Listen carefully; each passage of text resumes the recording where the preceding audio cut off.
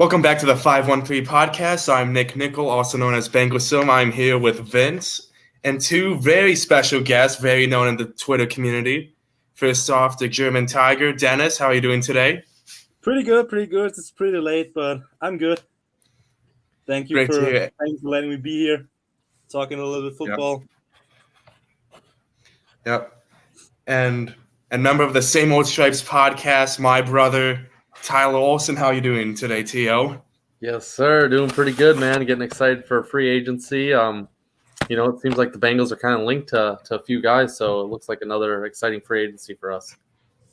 Oh, yeah, definitely. Had a week-long trip to Virginia, so I've been listening to a lot of Bengals podcasts.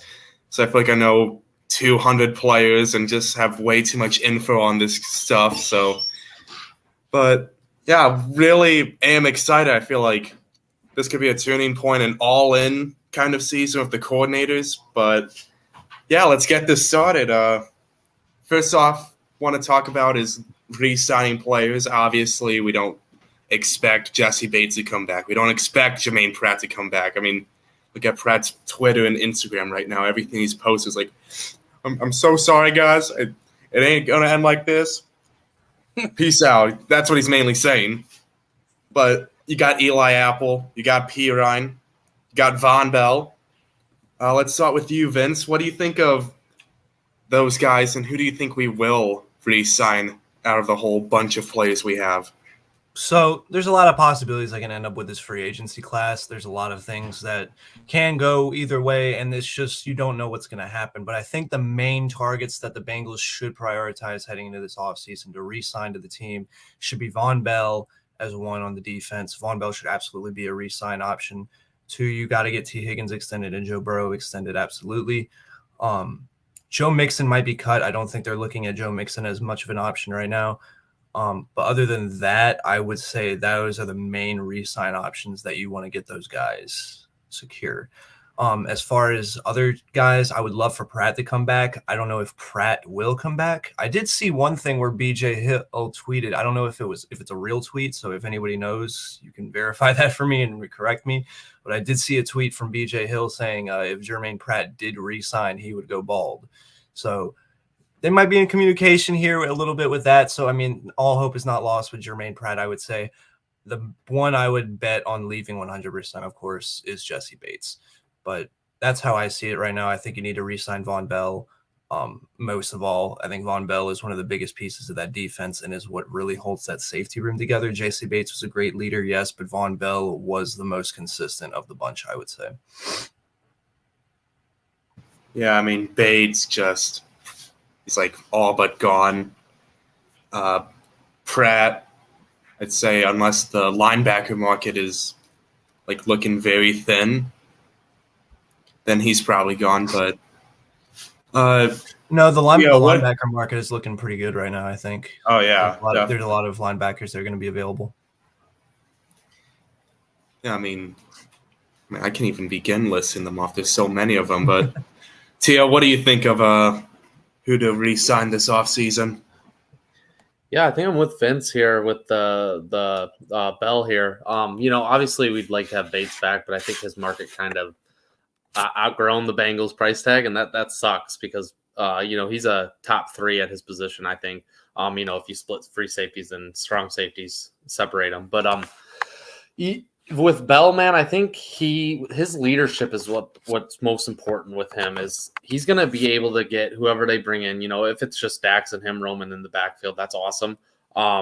He's going to be able to get the guys in the right spot, and I think that's going to be the biggest thing. And you go into a season and you lose both Bell and Bates, you're going to be in trouble, I think. So, and once we get more down the line on this podcast, I'll talk about a guy that I really like. Maybe if the Bengals draft in the 3rd round or something, but. Yeah, I think Bell's probably the most likely to come back. It seems like there's mutual interest. And then another guy I'll touch on real quick with Hurst is everyone likes Hurst. Like, Hurst is fine. How much more of an upgrade would a guy like Gesicki be, right? Gesicki, it's rumored that he might take a 1-year deal, prove-it deal, rebuild his market where the Dolphins absolutely destroyed it because they did not play him last year. They like inline tight ends with that Mike McDaniel system, which is whatever. That's cool. It is what it is. They have a guy for that. Mike Gesicki is an absolute monster. And I don't think a lot of Bengals fans realize how good he is, on the seam routes, the red zone, and stuff like that. You give Burrow a weapon like that, it's going to be a very dangerous game you're playing. I mean, I know you're a huge Gesicki guy. You were on the Gesicki train last year. Me personally, I'm cool with whatever. Dennis, who do you think we need to bring back this offseason? I'm pretty much the same opinion than Vince and T.O. Like, Von Bell is a must sign because Jesse Bates is gone. Like, unless nobody wants to give him more than $40 million a year, he's gone. The safety market is good, but it's not that deep this year. So I think we have a good chance to get Von Bell back. He is an Ohio guy.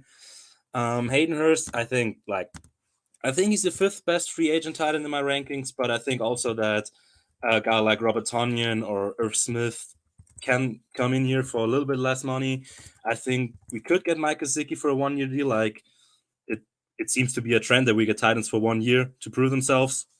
I think we should get back Trent Taylor just like for the vibes. I think he's good for the wide receiving room. I wouldn't be mad if he's gone because he wouldn't produce as much, but I just like him as a person. I think we should get back Pirine, unless we're going to sign Jamal Williams. So that's like one of two. Either one I would want to have on the team. Other than that, Trey Flowers is a guy, like, he could get re-signed, doesn't need to be re-signed. Eli Apple, I think that could be a fun talking point because we all know he's not the greatest corner, but I think we also all agree that he isn't trash. It's just his Twitter game that makes some of us think, man, do we have to keep that guy? Other than that, I don't see many essential free agents. Pratt is probably gone, but like, I'm confident that Akeem Davis-Gaither, Marcus Bailey, Clay Johnston, Joe Bacci, whoever's going to be linebacker 3, 4, because I think ADG is going to be linebacker 2. And I think they're going to be competent enough. I think Lou's going to scheme around them if he needs to hide something. I think Logan Wilson is linebacker 1, rightfully so. So I think Bates and Pratt are gone. I don't think they are must re-signs, but just for the locker room, for the consistency, for the veteran experience, Von Bell needs to be re-signed. He needs to be the safety next year. Maybe next to Juwan Thornhill, maybe we're going to get Dex Hill the starting chance, but Von Bell needs to be back, in my opinion. I would also like to touch up a little bit on the other players you mentioned as well. Trey Flowers, I'm a big fan of Trey Flowers. I think Trey Flowers brings a lot more versatility to covering tight ends and just being that subtle X factor on defense that you don't expect to come out and make plays. And I think he really will help shut down a tight end heavy conference at the AFC when you got guys like Mark Andrews, Travis Kelce and stuff in your division and throughout the playoffs. I mean, you're going to want a guy like that to be able to shut that down and stuff. And I think Trey Flowers brings that back. So I would love to re-sign Trey Flowers. Eli Apple, I wouldn't be mad at bringing back Eli Apple. He served very well as cornerback 2. Was he cornerback 2 or cornerback 1 this year? I cannot remember. Can't remember if CTB. It was 2? Okay, yeah. So Eli Apple is cornerback 2. Really showed out. But I think, what really shows you, okay, we can let go of Eli Apple is what Cam Taylor-Britt did this year. Cam Taylor-Britt was absolutely amazing. After that first game and stuff, it seemed like he was a little off. He just didn't seem ready.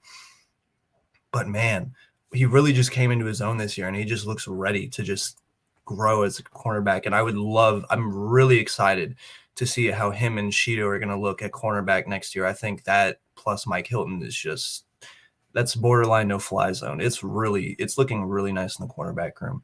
And lastly, Pirine. I would focus on bringing back Pirine, but they are very interested in the running back market. So if you can get somebody who serves as a running back 2 or just somebody who you think is going to replace Mixon, I think you can work with letting Pirine go. So I would let go of Eli Apple and Pirine if you can. I would focus on building Cam Taylor-Britt up into the starting spot. Yeah, I mean, for me, obviously what you all said, Von Bell, that's like priority number 1 this offseason. But like Trey Flowers, it's going to be hard to get a replacement for him. But also a guy like Michael Thomas would be really hard to replace because he was a special teams captain. He led that special teams, and we saw teams like Green Bay the past few years. They lost a huge bunch of their championship window because of crappy special teams play every week.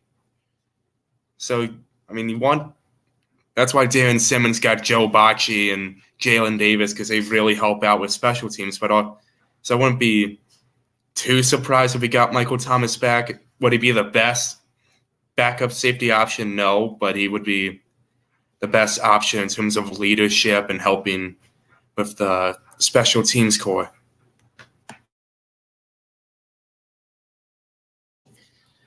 But moving on to the next subject, everyone's favorite thing we've been doing for, 5 years now? The offensive line. Hooray. I think the biggest question with this is, what do we do with La'el Collins? Back issues, torn ACL.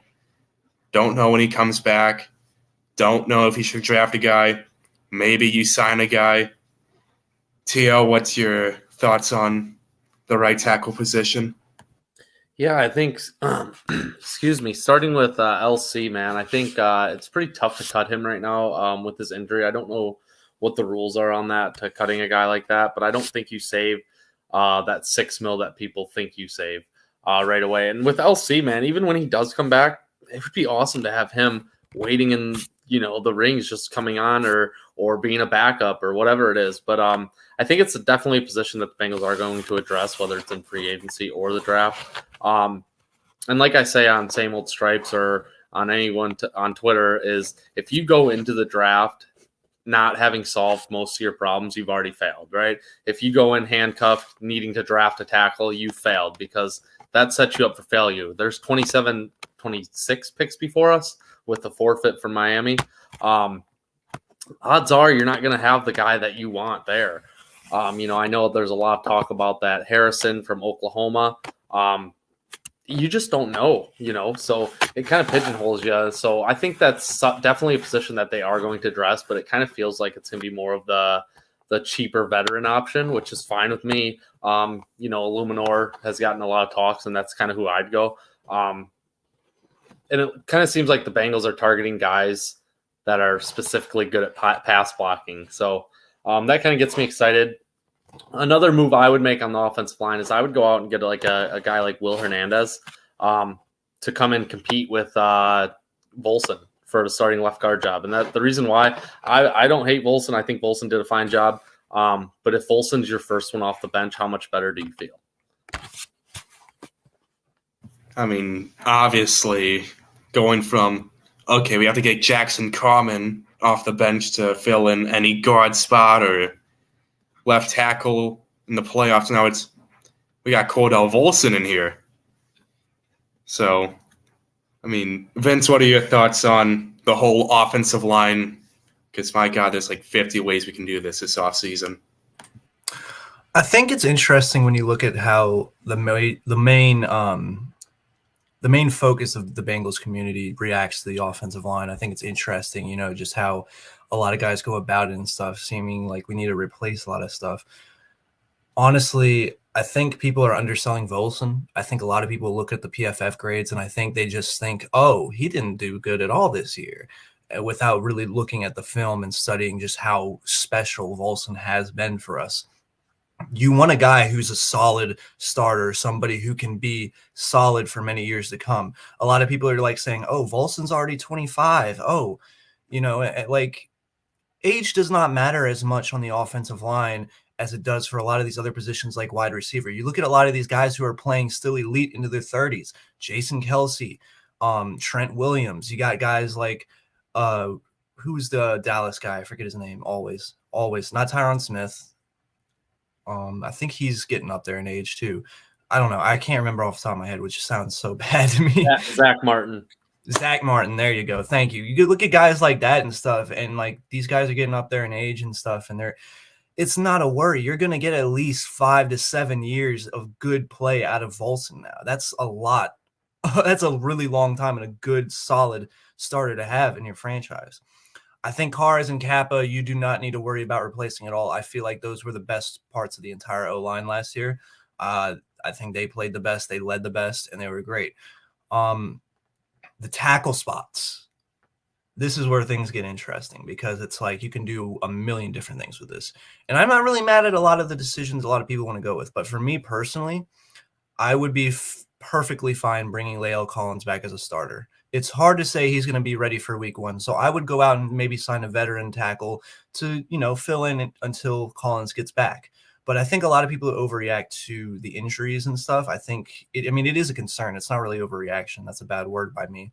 But I feel like he can come back. I feel like he can do it with today's, technology, medicine and stuff. You see how Joe Burrow came back from his injury, obviously different positions, of course, but he can still run very fast and he's still very athletic, even after almost completely destroying his leg in his rookie year. I think La'el Collins can come back and I think he can play at a high level. And I think people overreact at the first 2 weeks that La'el Collins played versus Dallas and Pittsburgh. I think after those 2 games, he played very decently and relatively improved through each game, and he really was just fitting and gelling into the system. So I think people need to slow down on calling La'el Collins garbage, trash, and all these other things because I didn't see that last year. I saw it for the first 2 weeks of the game where everybody freaked out, and then afterwards, later into the year, it all came together until, of course, the injury.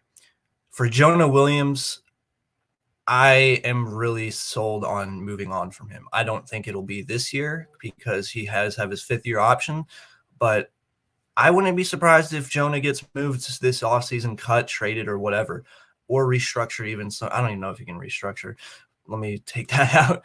But I think by next year, for sure, you're going to be looking for a new left tackle on Cincinnati's offensive line. I don't think Jonah's going to be that guy long-term. I don't think he's that special.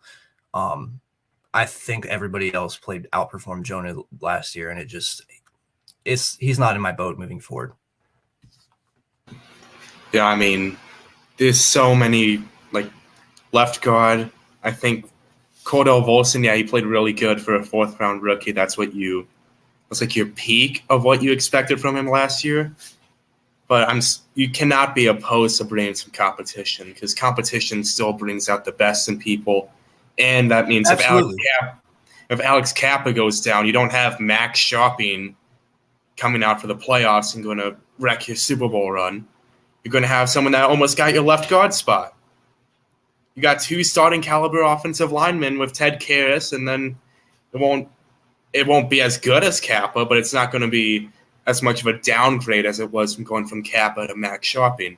As for the offensive tackle spots, you're not sold, but then again, you realize he had the back problems all year. Like the reason why he had to lunge on a bunch of those pass blocks, why he kept falling down, because he didn't have the vertical and the athleticism that he could use because of the back problems he had. But after the Miami game, he had a mini bye week, had his best game against Baltimore after that. Then after the bye week, he had his best game by far against the Steelers. When he gets rest, he was doing good. And the only reason he didn't want to sit out a few games is because of incentives and game bonuses so he could get paid and try to prove his narrative wrong, that he told himself that he's injury prone. Like he told in the locker room during the offseason, he said, I want to play all 17 games. I don't want to get injured. I just want to stay healthy. So, you could cut Collins and bring in someone, but you could also just get a veteran that, say, can start for 6 games. You put Collins on the PUP list. And they're like, oh, I can be a part of a Super Bowl contender. I could get a veteran that'll be a ring chaser. Get a Kelvin Beckham. I don't know how to pronounce his name, but get him cheap, 6 weeks. Then he could compete with Jonah. If Jonah struggles, then, obviously, you just need to get people that can help now, but you also just can't throw the people from last year out the door. You can push the paper a bit on throwing them out, but you just can't throw them out altogether right now because there's just too much you could lose in terms of either cap space with Jonah or just not giving a chance to Collins. I think a big thing too is that Collins really wants to be a starter still. I don't think he's going to take a backup spot. I don't think he wants to take a backup spot, and I think he would just be really unhappy if he had to be forced into that role. So I think if you're going to do that, you got to bring in a solid veteran who can be a serviceable guard or serviceable tackle, but not enough to overtake Collins as a starter. That's how I see that. Dennis, I want to know, what do you think on the offensive line? What's your take on all this? Well, there's a lot to catch up on now. So I agree with T.O. on Jermaine Illuminor, or however you pronounce the name. I don't know. I agree that he's a very good option. I don't think that McGlinchey or McGarry are realistic options or scheme fits, even, to be honest. I was pretty high on Josh Neiman, I don't know, from the Packers, but he's a restricted free agent. I read that they put the second round tender on him, or that they plan to do it, and okay, that's just too expensive for him. Jawan Taylor is going to get too much money. I don't think we're going to pay 15 to 18 million or even more for him.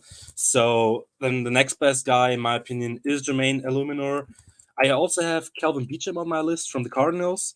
Veteran right tackle. He can play tackle if he needs. He can start if he needs to. And Oli Udoh, a very underrated name. I just found him in my research for free agents. I don't even know how that happened. He played 4 games for the Vikings. He had a 79.5 pass blocking grade. He didn't allow many pressures, not one sack, not one hit. He wasn't really good before that, the season before that, but he's, I think, 26 years old. Could be a total fluke. I don't have any film on him. I just saw the stats performances, and I thought, like, oh, well, I think I'm going to watch him again the next few days, if we didn't already sign a right tackle until then. The left tackle spot. So let me just say, I think we're going to have 2 free agencies and 2 drafts to find new tackles, because I don't think that in the 2024 season, we're going to have Lyle Collins and Jonah Williams either on the roster or the starters. I don't think that those are going to be the starters after next season. So I think we're having now 2 free agencies and 2 drafts to find out what we're going to do. I think Jonah is going to be the starter next year. Whether we like it or not, I'm not a big fan of it, but I'm also not on the side of the people that say he led the league in sacks, so he's trash and he shouldn't start. I think he is starting caliber. I think it's okay that he's starting. If he's healthy, I think he's going to be, even if he's below average, you don't want that, but I don't think it's that necessary to replace him immediately. If we find someone in draft, for sure.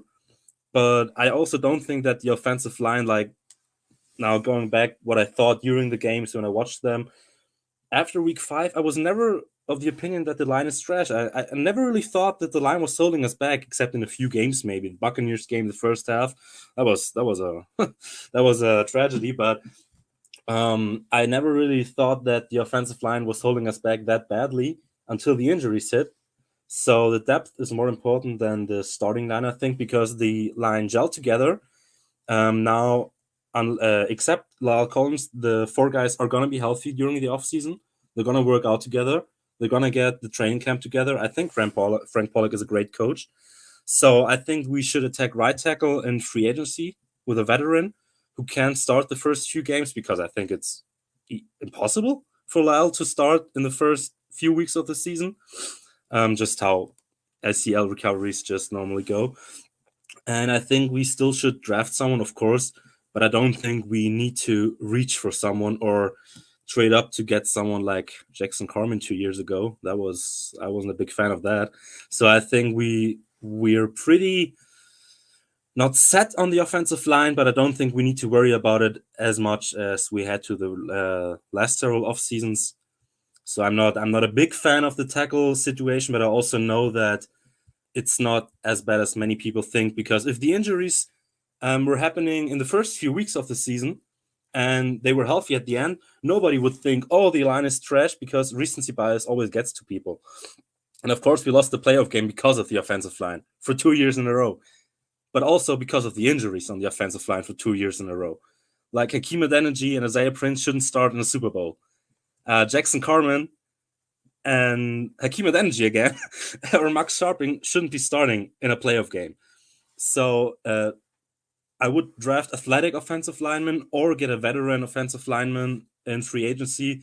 But honestly, I don't think we should invest that much capital or risk in the free agency this offseason because, like I said, it's pretty obvious that both tackles won't be on the roster or starting until after next season. So I think we can be a little bit more relaxed about the offensive line this offseason because, like I said, I didn't think it was that bad, at least for most of the season until the injuries hit. So yeah, Jonah is going to be the left tackle. Can't do anything with him. Can't cut him unless you want that cap. But you can always get a swing tackle. But ultimately, I think those 5 are going to be the main, are going to be the offensive linemen for next season.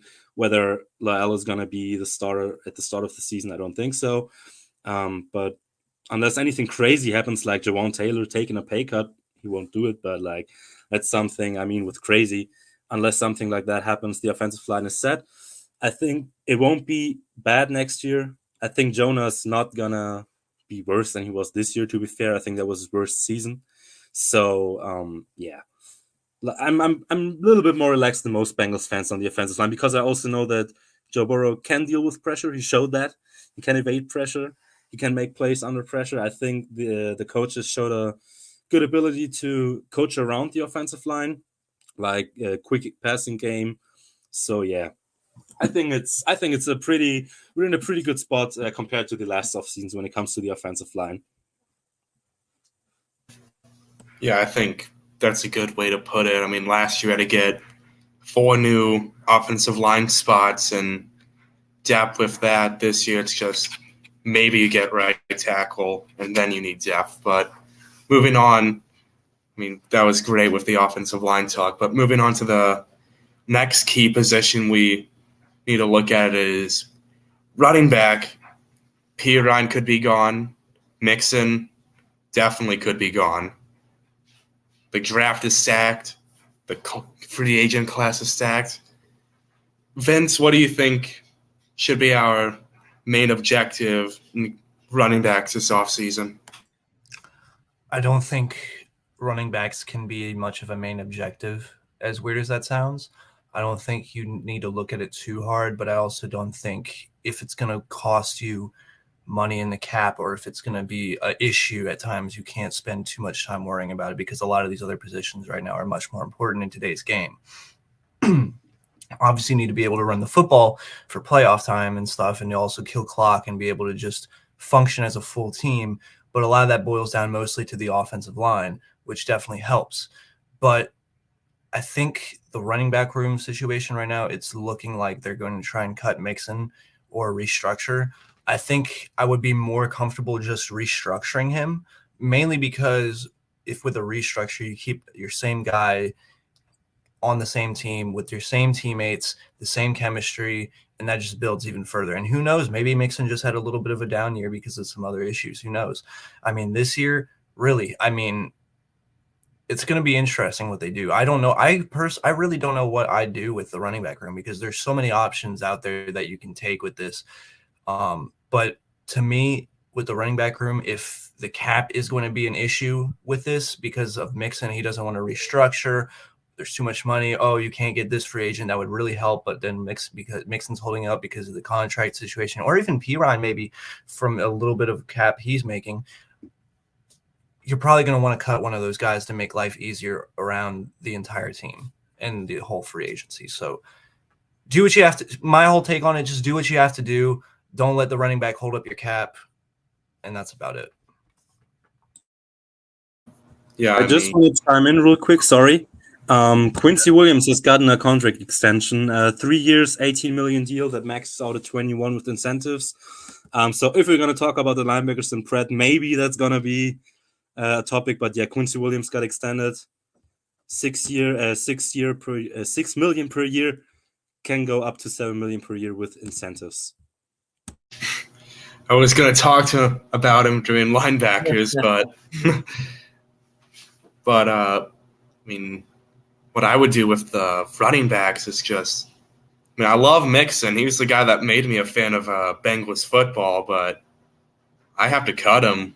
It's just too much drama and too much decline on the field, I mean, he's not going to be a good pass blocker. We've known that for like 6 years now. He's not going to do that for you.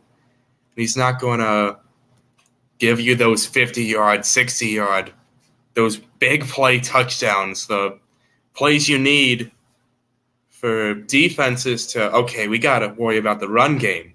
Because even when we had teams playing dime, everyone go back, worry about Chase, Higgins, Boyd, and all of them, Mixon still couldn't do anything. And the same goes for Perine. People feel like Perine was better than Mixon by a lot, but he had like a very close yards per carry average, and a lot of his big plays were like just screen passes he takes in a straight line. So I don't want to sound rude, but I would let Perine go. I'd get Jamal Williams because he'd help you with what you need. You need a pass blocker. You need a goal line rusher for touchdowns. Because, my God, we are a completely different offense when we get into the red zone. Because now the defense is stacked up and can play the pass very good, but we still can't run the ball. Jamal Williams fixes that. Jamal Williams fixes the blocking scheme. And then I go get Zach Charbonnet in the second round, maybe Tyjae Spears, get a guy like that, get a 1-2 punch, two people that can just help you a lot with explosive plays, just help you a lot with – it just makes life easier for the offensive line because edge rushers won't just be doing pass rush moves every time, and it'll work out for them because Mixon isn't getting past any tackle. And it will help Chase, Higgins, Boyd, and Burrow with the pass game. But, Dennis, what do you think we need to do with the running back room? Man, I want to plead the fifth, but I can't. Because I am a big Mixon guy. I love Joe Mixon. I was on the train that he could have been a top 5 running back last year. I was almost arguing that with people. And this year, it was just, like we said previously before we started this, the rushing numbers look good. The rushing EPA, success rate, it looks good on paper, but it just wasn't a difference maker. Like, honestly, it wasn't a difference maker. We had that crazy game against the Panthers where he had 200 yards and 5 touchdowns, almost half of his season. Yeah, almost half of his season production in touchdowns and a quarter of his production in rushing yards. I think, like I said, I think a restructure would be cool, but at the end of the day, I also am of the opinion that you don't restructure players who are not a part of the future, like what the Saints are doing right now. I'm not a fan of that. I think it's going to be a Gio Bernard situation all over again. Ask the running back to take a pay cut after extending him. If he declines, he's gone. I think it's as easy as that, to be honest. And like I said, also before we started this, we're a contender now for the 3rd year. We should stop letting our feelings get in the way of the business decisions. We, as fans, we can still have feelings, but the organization can't. They can't say, "Oh, look, he went through the rebuild with us. We're gonna keep him just because." It's what held the Bengals back in the previous eras, in my opinion. And I think we should just cut ties with players who aren't performing to what they're getting paid. And Joe Mixon, as sad as it sounds, he didn't perform at all like a 12 million running back. He didn't play like a running back who deserves to be a top 10 paid running back. So if we cut him with, say, 7 million, I think we're going to carry 5 million dead cap, which isn't, it's not bad. Like 7 million it's, I think, the whole rookie class. I think a rookie class costs 8 million. So of the current 36 million we have in cap space, we don't have to allocate anything to the rookies if we're going to cut Mixon, because that basically covers for it. It would be the better decision to cut Mixon, even though we're probably all fans of him on the field, because he is just a good locker room guy, and he's been here since 2017.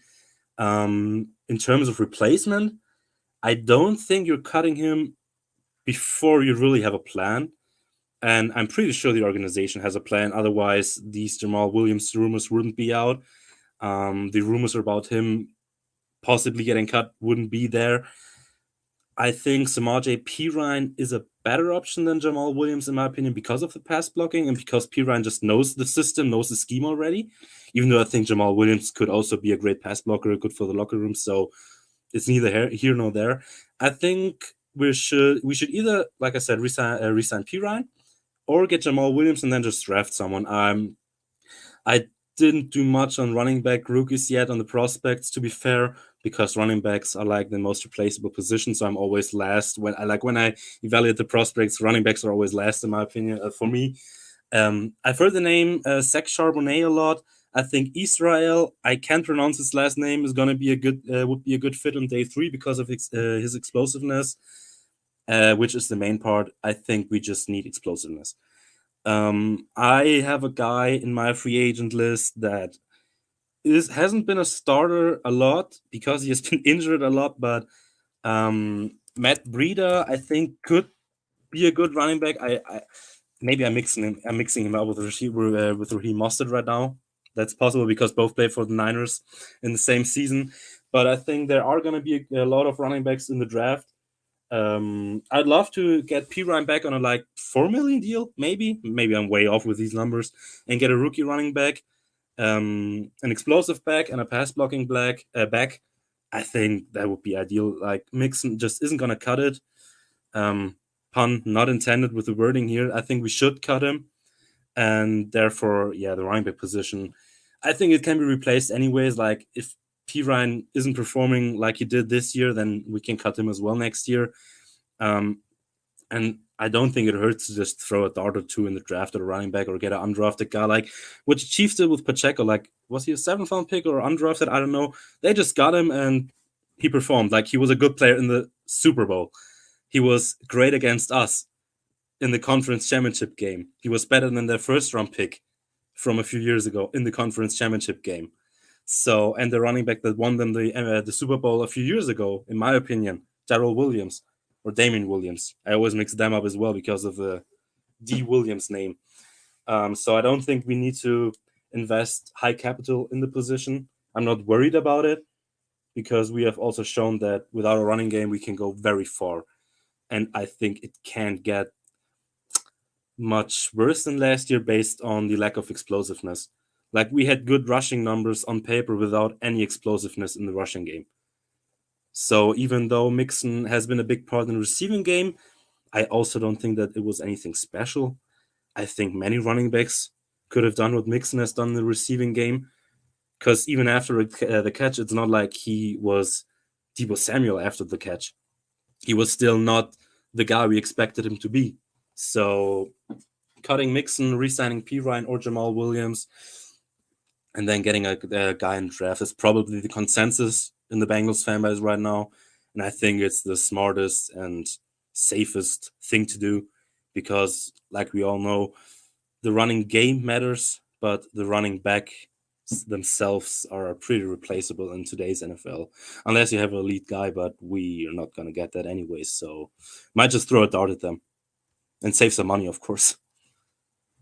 It's honestly really unfortunate how the whole Mixon situation might end with a lot of I cannot think of words today. Off the field stories? The off the field stories? Just like the off the field stuff, and just like all those stories and stuff, and plus the latest thing with the shooting, and just it just sucks, that it might end like this, just with all the stuff because Mixon's done so much for the city and the whole team, and like it would really suck to see him go. But at the end of the day, like we've discussed, this is a business. Organization has to look at it that way. They can't have all these feelings for these players and stuff, and we understand that, which sucks. But Tio, what do you think about the running back room, man? Yeah, I think you guys all did a nice job touching on it, but in my opinion, it's tough. I think Nick was saying the explosiveness and just needing to hit a home run. I think that's all it is. I think that's really all you need. Able to hit a home run out of the shotgun.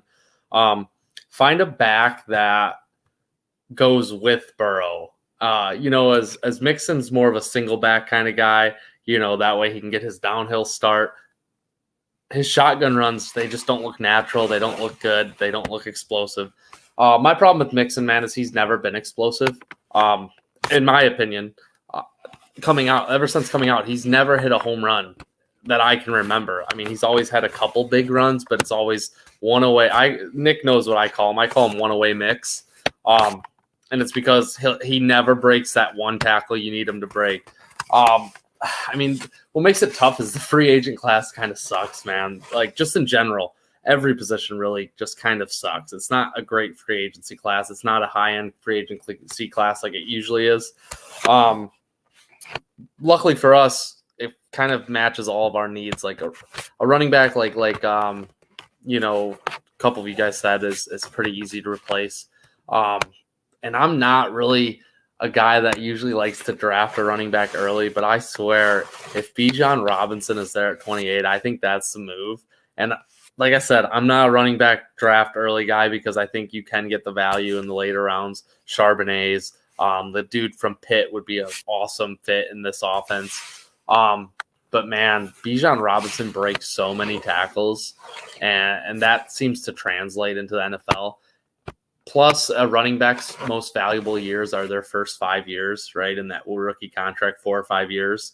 Like when the Giants drafted Saquon Barkley so early, it's like, well, they wasted all of his good years, right? Now they signed him to a franchise tag to try to get the last out of him, but it's already kind of too late, right? Their window really already passed now that they paid Daniel or Ezekiel Elliott, same thing. So, it kind of matches up with the timeline that the Bengals are on shooting for that championship.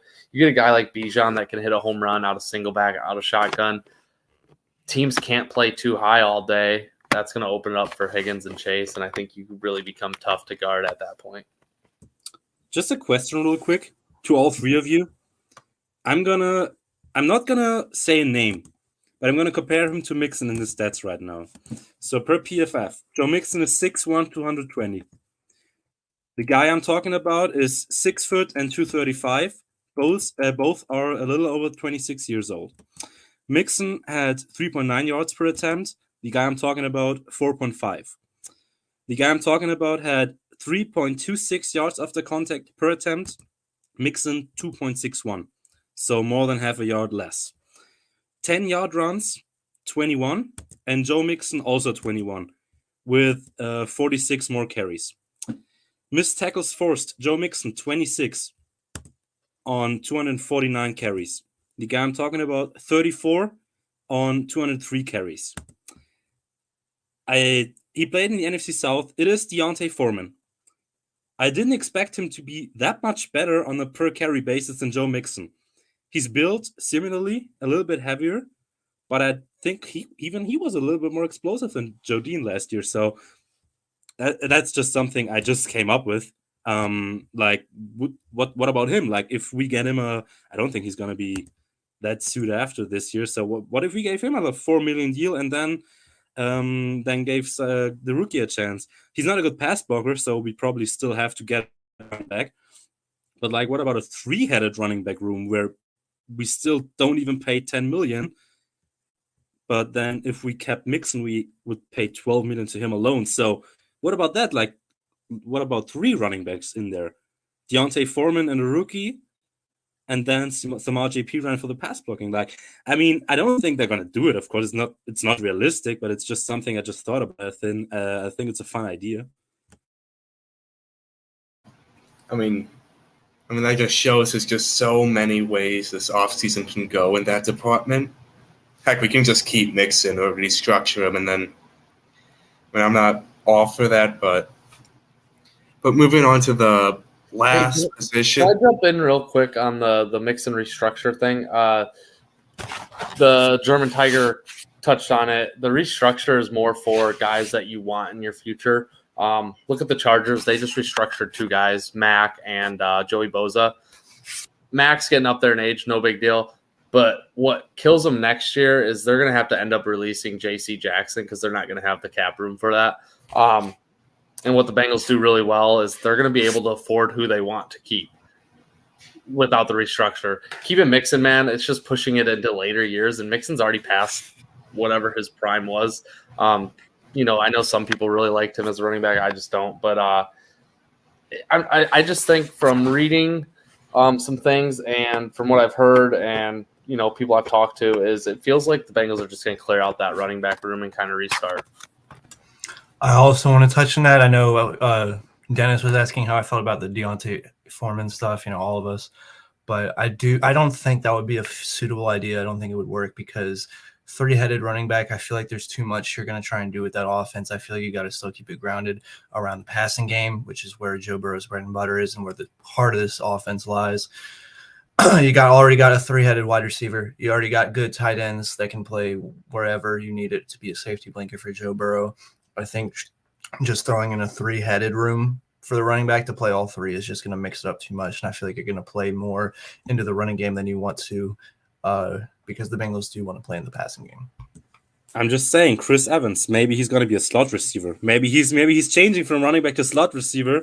Maybe not officially, but I think Chris Evans going to play a bigger role. I think he was injured in the Chiefs game. Like I never heard of him anymore. After that, I don't think anybody was talking about him. Pretty sure it was an injury, even though I also didn't read much about it. So I do think, even though they don't trust him as a running back, I think they at least want to give him a chance in the passing game. So I'm pretty sure we're going to have Chris Evans on the roster, definitely, as a returner. And then maybe it can become a three-guy running back room without even trying to, if we get a rookie and some RJP run. Then, if they think, hey, let's just throw Chris Evans in there and let's see how defenses are playing it on third down early in the season so they can adjust it. And then if it's a 3rd and 2 and they let Chris Evans play in the slot, then motion him in however defense is going to play it, let him run or let him catch a ball. But it seems like every time he comes in, he catches a touchdown pass. The one against the Lions in the 2021 season and the 3rd down touchdown pass against the Chiefs this year. I'm still a big fan of him. I think they're going to use him. I don't want to give up on Chris Evans yet. I really don't. That's just something he's not going to be a running back 1 or 2, but maybe he can be a contributor from the backfield, whether it is on the ground or through the air. Yeah, I mean, there's just so much that could happen. Chris Evans with Mixon, Evans, Pirine, free agents, the draft class. I mean, but moving on to the last position I want to talk about for free agency is tight end. I know T.O. talked about Mike Gesicki, but hey, Malik Wright reported that we're probably not going to have Hayden Hurst back. We didn't put the tender on Wilcox, but I still expect him to be back. But Vince, what do you think we need to do to the tight end room? Personally, for me, looking at it from a fan standpoint, I really do not want to let go of Hayden Hurst. I really don't. I mean, I know that's an unpopular opinion, and a lot of people think, oh, you can easily upgrade and stuff. But, I'm kind of just tired of switching out the tight ends every year, the starting tight end every year. I feel like you need to put a consistent safety blanket in there for Burrow to get used to. Somebody he can rely on as the years go on, somebody to trust. And I feel like Hayden Hurst was starting to get his groove going as the year went on. That Buffalo game he played really well in too. I think, honestly, what you should do is you should bring back Hurst. Hurst has already clarified, he wants to be here. He wants to be a Bengal for a long time. He likes Burrow. He likes the team. He feels like he's used here. He feels like he's used properly. Of course, if he leaves for more money, you can't do anything about that, of course. But for me personally and stuff, if Hayden chooses hey, I'm willing to take a little less money to stay here, I'm willing to put Hayden Hurst in as a starter. I wouldn't go and draft a tight end even, which is crazy to say, but I would be willing to roll with Hayden Hurst as the starter next year, especially, I'm in favor for it. I really would like that. But of course, there's a lot of alternatives that play into it and stuff. And looking at it realistically, if Michael Mayer is there or what's the other one? Something Washington, I think. But if those two are there, and a lot of this stuff I've been hearing, it just seems like everybody thinks the Bengals are going to go tight end in this draft first round. It seems like one of those two is going to be the pick for the Bengals. And I would probably expect Hayden Hurst to be moved on from, but I personally would not like to move on from Hayden Hurst. He seems like a really good culture fit. He seems like he fits the chemistry well. It just seems like he has a lot of potential too. Yeah, like what you said about Hayden, I mean, for me, I mean, I do expect Hayden not to come back. He's probably going to get paid in a place like Carolina or Dallas or wherever he decides to go. But for me, I want to go the New England route. I want to get a 1-2 punch finally. Like, the closest thing we've had in the past 10, 15 years is Tyler Eifert and Tyler Croft. I mean, that's just gross. Give me, like, Irv Smith. Give me Foster Moreau. Give me some tier 2, tier 3 tight end free agency. Then give me Michael Mayer, Darnell Washington, or Sam Laporta in the draft. Get a I'll give starter you a for guy that nobody talks about. Sorry, I didn't want to interrupt, but I think the 1-2 punch I think is a great idea, and I have a great guy in mind. But I'll let you finish, and then I'm going to start. I mean, yeah, what I was saying with like the start. Let's say we go Irv Smith in this one. Start Smith for a year, but also have Michael Mayer in. Like, say, let's draft Mayer in this one. Have Mayer in a lot as well. Go half and half. Then now you have Michael Mayer as your starter with a year of development, and he won't have that first year struggles that most tight ends do. He'll fit in. He knows what to do now. And now you can finally stop if there's, okay, we went from Sample to Uzama to Hayden to Irv Smith, now to Michael Mayer. That's 5 tight ends in 5 years. Now we can just calm down and have our starting tight end for the future for at least 4 seasons after that. But Dennis, what are you going to be saying with the tight end room? I absolutely agree with the draft. Get someone, I don't even care who it is. Donald Washington, great blocker. Michael Mayer, of course, hometown kid. I think the 1-2 punch idea is pretty good. I don't think you're going to get an Irv Smith for that because he's going to be a starter somewhere for a long time. He's still young. I think he's capable of being a tight end one on several teams. Robert Tonyan, the same thing. I have someone in mind, Jordan Akins from the Texans. He is going to be 31 during the season. So I don't think he's going to be a bridge tight end because I do think that he can genuinely be on the roster for 2 more seasons. So if you get him and if you get a rookie tight end, we know that tight ends are going to transition slowly. Like Kyle Pitts is not the norm. You're not going to get a tight end with 1,000 receiving yards in his rookie season. So I don't think that someone like Irv Smith would be willing to do that in terms of getting there and play a 1-2 punch because most of the time the second tight end isn't going to get several targets in the season. Like Jordan Akins, he got 49 targets this year. He had 495 receiving yards and 5 touchdowns. That's 13.4 receiving yards per catch. That's way more than Hurst got, for example. And he played on the Texans with Davis Mills and Kyle Allen. He had a 61.3 pass blocking grade. Like, he isn't a bad player. I think nobody talks about him because he's on the older side, on the wrong side of 30, and he was on the Texans. But if we can get him and the rookie tight end, let them play. Whoever wins the starting battle is gonna be the starter. But then again, if you have to start the rookie, if he's transitioning very slowly, you can still have a guy just over 30 who just got 5 touchdowns and over 13 yards per reception last season. So I think Jordan Akins won't get much money. I think he could, I don't know, 3 million. If anything, like I think it could be even less, to be honest. So I think Jordan Akins is the guy that nobody talks about, like the under radar guy. Everybody talks about Mike Gesicki, Foster Moreau, Austin Hooper's going to be a free agent too. Irv Smith, OJ Howard, Robert Tonyan, Donald Parham. But at the end of the day, I think getting a veteran to be able to start if he had to, but also not to pressure the rookie as much is a great idea. Because if you draft a rookie and then get Irv Smith, and then you don't get the rookie tight end the chance to even start in the league, his transition is going to be slower than it's going to be anyway, probably. So I don't think it would be a good idea, if you want the 1-2 punch, of course, to get a proven tight end like Mike Gesicki, because I don't think that the rookie tight end is going to be a big contributor then, because like I said, the tight ends are just transitioning so slowly, and It's just hard for a tight end to transition to the NFL if he doesn't get much playing time and if he isn't in the right scheme. So if you get the rookie tight end, which I think we're going to do, I want him to get playing time, but I also don't want him to have the pressure to have to perform. I don't want him to think our tight end 2 is so bad, I can't be bad, so the tight end 2 starts. Because we don't want Devin Asiasi to start. We don't want Drew Sample to be our tight end 1. No disrespect to him, but we don't want him to be the tight end 1. So that's why I'm saying get a Jordan Akins who can start, who doesn't have to start, probably doesn't have that big of an ego if he played for the Texans. So just get him, give the rookie a chance, but don't pressure the rookie to have him feel like he has to perform from day one.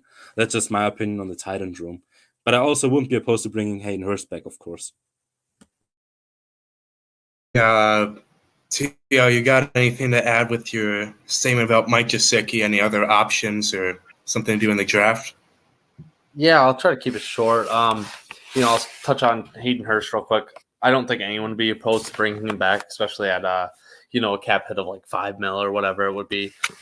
He proved that he's a viable option in the pass game, and he even improved a little bit as a blocker.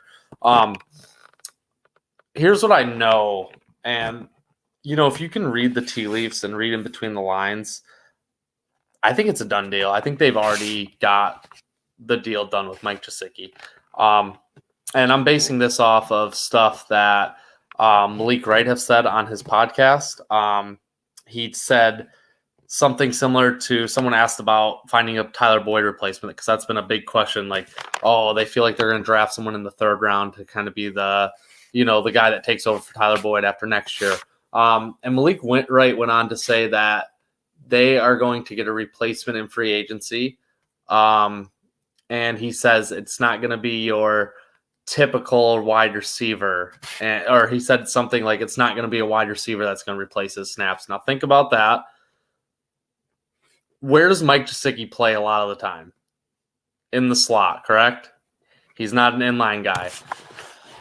This goes on with Joe Goodberry. If you follow his subscription, his first free agent target was also Mike Gesicki, and Joe Goodberry has some pretty good sources as well. I think that's an already done deal. I think that's going to be dropped tomorrow around noon. I think you'll hear about the deal. Now it's curious whether they get him locked up for a year and it's kind of just a bridge guy to rebuild his value, or if they can lock him up for 3 years, which would be incredible to pair with Burrow. I don't know if that's realistic or not, but I do think that hitting another tight end in the draft is going to be very important. And the guy that keeps coming to me, man, like I'm okay with Meyer, I'm okay with Washington, I'm okay with Kincaid, right? Those are all good options. But the guy that keeps coming to me, and you can get him probably in the 2nd round, and I think you're going to be just as happy, is the Sam Laporta, man. He played in the worst offense in college, and he was good. He put up not better numbers, but he graded out better than any Iowa tight end ever has.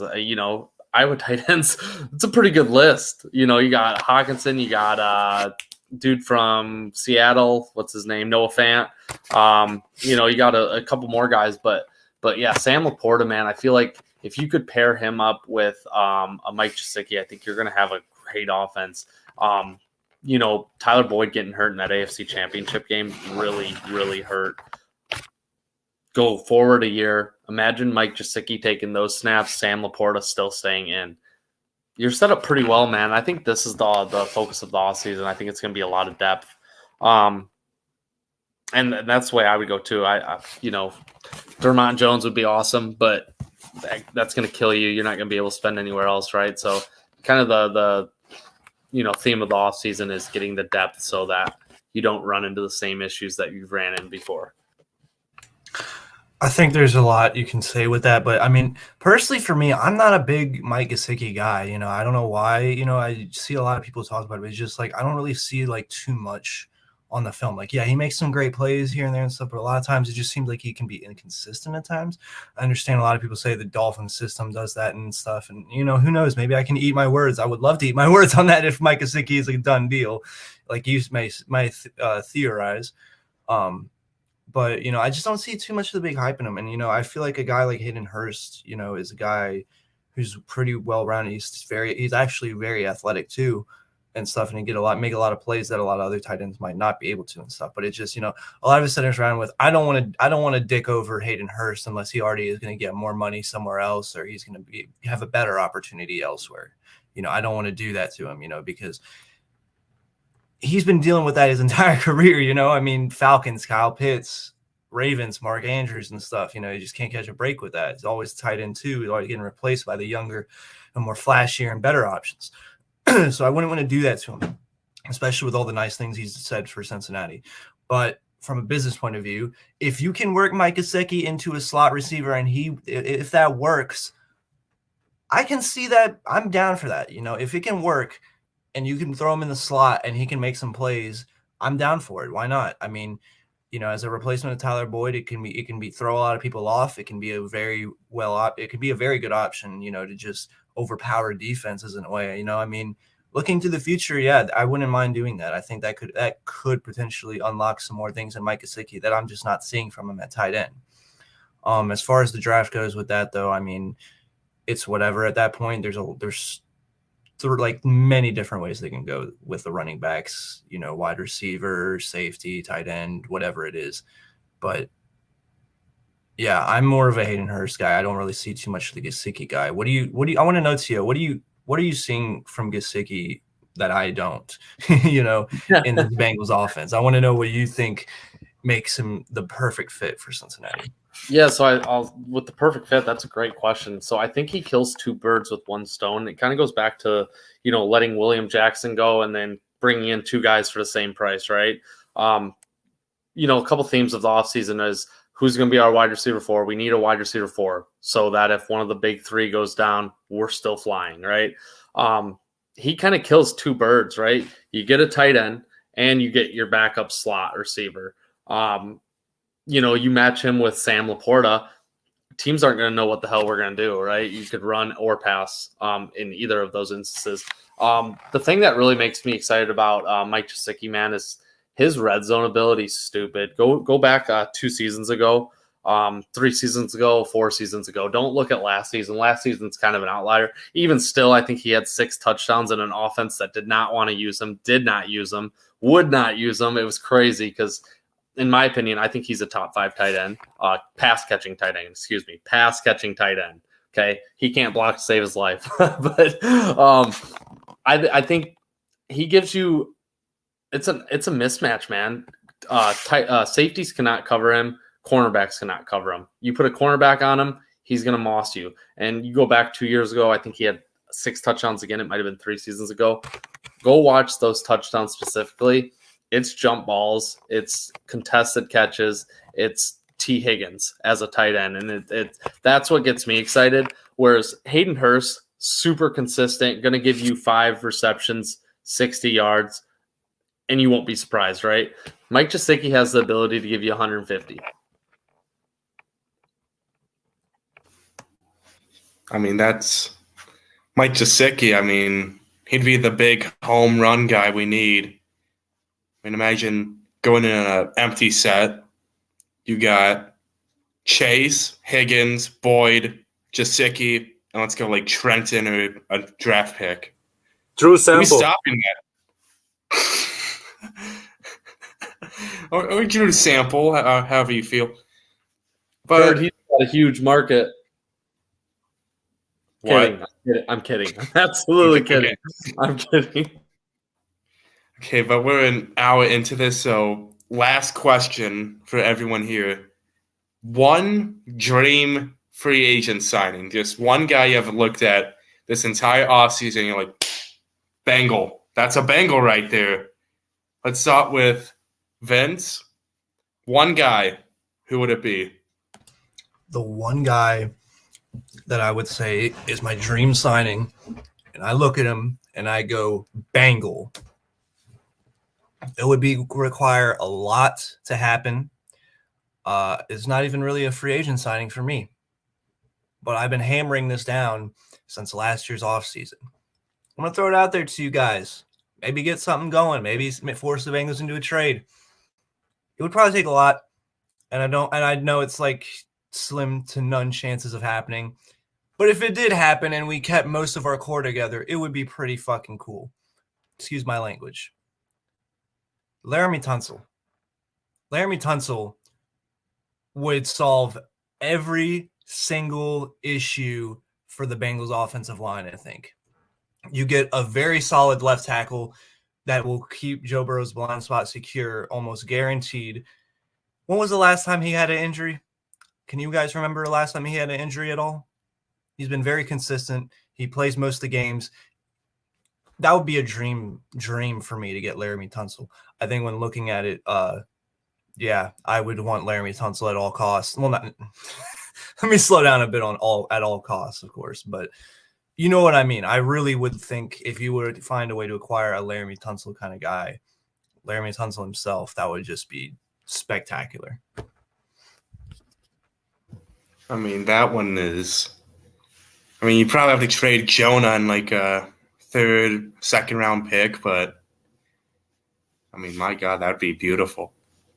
T.O., if anyone here knows his Twitter or watches Same Old Stripes, they have a good idea of what he's about to say. Go on. Yeah, first Vince, I think that's an awesome target. It is rumored that he is available. The price tag might be a little hefty, and he is looking for a new contract. Keep an eye on the Chiefs on that one, which is going to make us sick if the Chiefs end up getting rid of Orlando Brown, upgrading to Tunsil. But if the Chiefs get Tunsil, I'm going to be so pissed off. That's the last place I need him to go. Absolutely. I cannot stand the Chiefs, and it just feels like that's something that they'll pull off. But, maybe a cheaper option in the trade market. And I don't know if any of you guys listen to Same Old Stripes, but Jay Morrison kind of dropped a little nugget for us. I asked him a question about potentially trading for Mekhi Becton, and I asked him two questions in one. So if you listen carefully, he answers my second question, and then we talk about like three other questions. And then at the very end of the pod, we've already said goodbye to him. Basically, he stops us and he says, "Oh, regarding the Mekhi Becton thing," and then he touches on what it would take to get Mekhi Becton. He said the Jets he said the Bengals do not want to get rid of a pick, but if it was a player for player, they would be willing. And so if you can kind of read between the lines, it kind of feels like maybe the Bengals have made a phone call or two to the Jets about Mekhi Becton. Keep in mind, Mekhi Becton worked under who? Pollock, right? And he had a really good season under Pollock. So just something to keep in mind there. I don't know if there's any fuel to that or anything, but kind of felt like there was. My dream signing, man, it's got to be Amani. I don't even know how to say his last name, to be honest. Oljawari or something. Dude has Cheeto vibes all over him. 2 years ago, I think he led the league in interceptions. He had 6 interceptions, and he was guarding teams number ones, and that's playing for, at the time, the worst defense in the league with the Lions. He's done a very good job on guys like Justin Jefferson, Devontae Adams, stuff like that. He had a really bad year. He doesn't like to tackle, and that's okay. What cornerback does like to tackle? No corner, and the corners that do like to tackle can't cover. So I'd rather have a corner that would lock down opposing defenses. But him coming off a down year, man, he's not going to command the market that he would have coming off a similar year that he did 2 years ago. If you can get him on a 3-year, $21 million deal, kind of similar to Cheeto, I feel like that could give you a ton of value. And then having Cheeto, you move Cam Taylor-Britt into the inside or back to safety, or Mike Hilton to safety, whatever you want to do. You just have so many options at that point. So that's my guy. I'm gonna jump in before we get to Dennis. Sorry. Yeah. I don't know if I like that signing too much, mainly because of the way Lou's system is. Lou's system, which for me is a breath of fresh air after seeing what happened from 2017 to 19 on that defense. Like, it was atrocious. They want guys who can tackle. They want guys who can secure a tackle, bring the guy down. They aren't really concerned about too much else. As long as you can tackle and bring your guy down, that's the main focus of this defense and the scheme, which is what they've done with bringing in guys like Cam Taylor-Britt, Mike Hilton, and Chidobe Awuzie. All very solid tacklers, which all have been very good at covering. I know Mike Hilton played probably the worst game of his career here in Cincinnati against the Chiefs last year. But Mike Hilton still like improved vastly in his coverage these 2 years with us. A lot of guys didn't see him as a coverage guy in Pittsburgh. A lot of people still don't see him as a coverage guy. But us Bengals fans know Mike Hilton has done a really good job covering in the slot. So like to balance out those two portions of the game with the blitzes and the coverage, it's like Mike Hilton's just become one of the most premier slots in the league. I'm personally not looking at it, but again, you bring up very good points, and a guy who can get interceptions and turnovers like that is always a game changer, of course, every time. Yeah, and just to be clear, I don't think the Bengals are interested in him at all for the exact reasons that Vince just pointed out. He doesn't like to tackle. Lou wants guys that can tackle. And yeah, to your point, Chido Awuzie is one of the best coverage corners in the league, and he tackles very well. But yeah, I do love Amani. I just like you said, he's not going to fit what the Bengals are doing defensively, unfortunately. I mean, you made me onto the Amani train, so it's going to be soul-crushing if he signed elsewhere. I'm not going to lie, that Mekhi Becton, man, that's looking a little juicy. I kind of like that. Oh, yeah. I kind of like that. I mean, Mekhi. Sorry, I was going to let Dennis go. Mekhi would be Mekhi, Tunsil, anyone but Jonah would be great. But Mekhi's cheap, man. Mekhi's cheap too. And if you can get rid of Jonah, that $12 million, you can go spend that elsewhere. You got Mekhi for another 2 years. Oof. So Dennis, what is your dream signing, man? I want to know what you want. I mean, it's not gonna happen, but I'm surprised that nobody has mentioned Javon Hargraves yet. Like 3-tech pass rusher. I was surprised that he wasn't the first name mentioned, to be honest, because he's one of the best free agents. But now, to be honest, like a realistic option, I try not to get myself into players like I don't have free agency crushes, but Ogbonnia Okoronkwo, man, edge rusher, Texans, 28 years old, pretty good grades, pretty good pressure numbers. The problem with him is that he played on the right side a lot. So on the same side as Trey Hendrickson, but I don't think it should be a huge issue. Today there was a report that the Bengals are even interested in him. So if we get him, I would be so excited because we could slide Hubbard inside even more. We could have even more pass rush. So yeah, you can never have enough edge rushes. So yeah, Javon Hargrave, unrealistic dream, but Ogbonnia Okoronkwo, he would be the signing that got me excited this offseason. Yeah, Bengals said the Bengals are in the edge market, and my guy that I've been like this week, I've just been more and more like, hey, this guy would just screams low signing that 1 year, that Larry Ogunjobi, that Hayden Hurst, that low end guy we get cheap, and then he balls out for us because he gets an opportunity. I actually learned about him from T.O.'s podcast from Chad Forbes. Linebacker Caden Ellis from the Saints.